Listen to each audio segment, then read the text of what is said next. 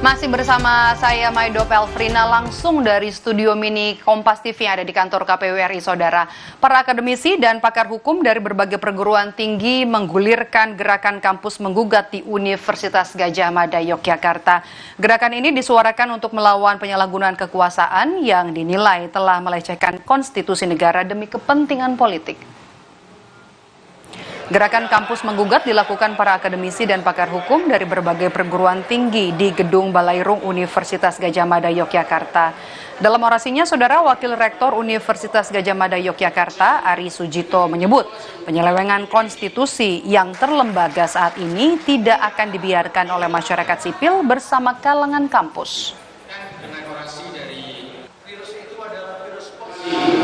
Oligarki yang terus dilembagakan dan semakin permisif, maka distrust makin tinggi. Konstitusi begitu mudah diselewengkan, konstitusi mudah diakali, dan itu tidak mungkin akan bisa diselesaikan dalam waktu dan dalam cara-cara yang formal.